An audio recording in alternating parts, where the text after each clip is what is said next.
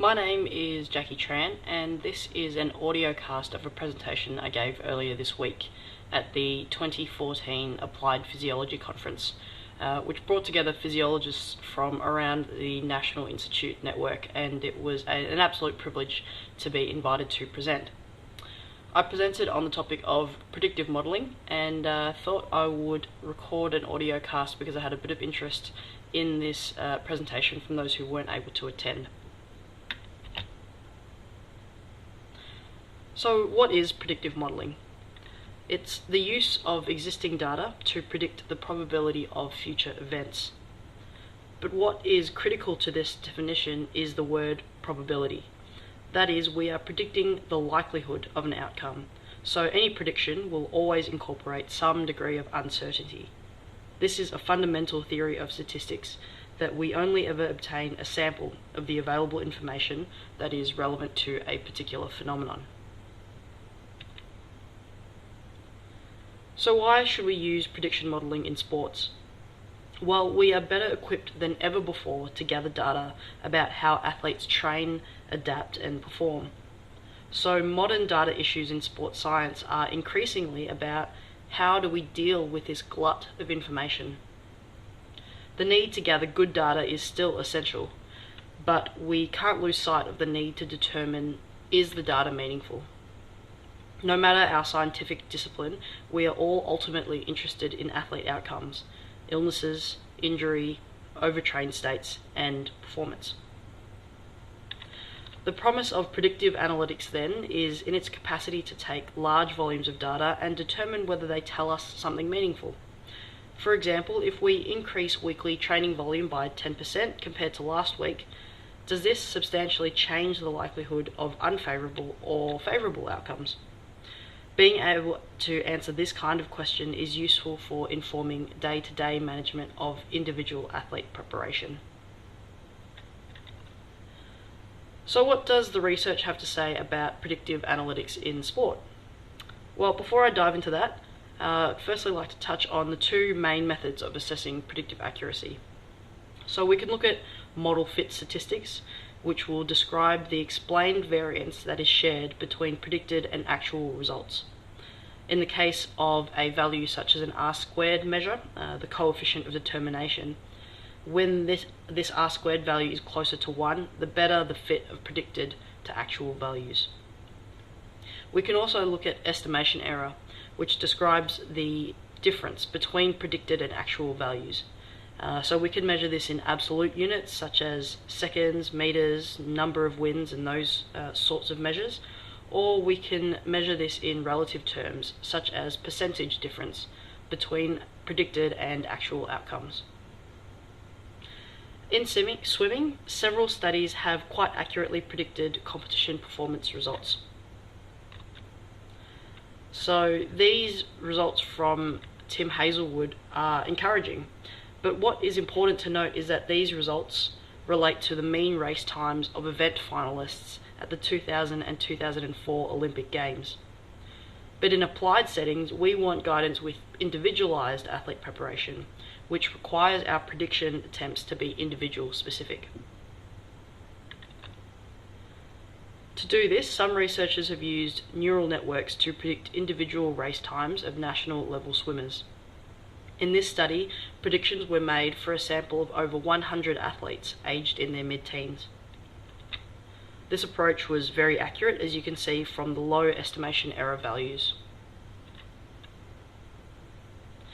But a bit of background, when we construct predictive models, it requires us to use what we call training sets of data, and these training sets help the model to learn what patterns to look for. Then the model needs to be cross-validated with a previously unseen data set, known as the testing set. Neural networks can be very powerful, but they're also very complex predictive procedures, and they typically require massive data sets in order to learn the underlying patterns. In this particular study, the training set consisted of 600 seasons of race results, or approximately 5.5 seasons per person. Predictions of track and field performances are also promising, although these are once again predictions of finalists' mean performance results. Swimming and athletics lend themselves well to prediction because the competition environment is relatively standardized. But what about prediction in less standardized sports? In the 1990s, Swinburne statistician Stephen Clark developed an algorithm to tip winners and winning margins in AFL football. This algorithm performs better than any expert tipster in the media. What's remarkable about this is that the algorithm only factors in 3 variables: the venue, the order of matches in a fixtured season, and previous match scores between any 2 teams. Human experts can consider all manner of contributing factors: injuries, team selections, positional assignments, and coaching staff changes. Despite this additional information, expert tipsters are still bettered by this relatively simple computer prediction. On the other end of the performance spectrum, Tim Gabbett examined the prediction of soft tissue injuries in rugby league. The logistic regression approach that he used was quite successful, as you can see by the high number of true positives and true negatives relative to the number of false positives and false negatives. But again, the volume of data needed to train the model was substantial.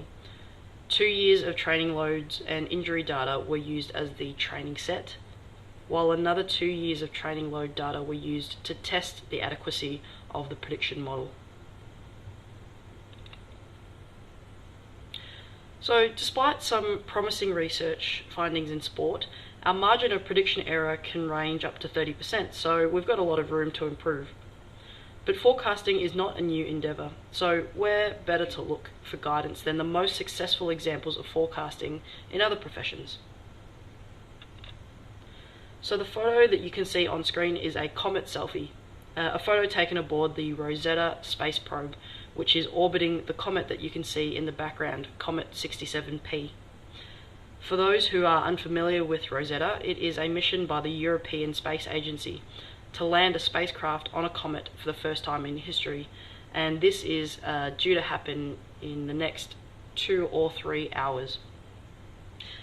But how did we get here? Well, Rosetta was launched in 2004, and since then, predictive models have been critical to mapping Rosetta's spiral trajectory through deep space.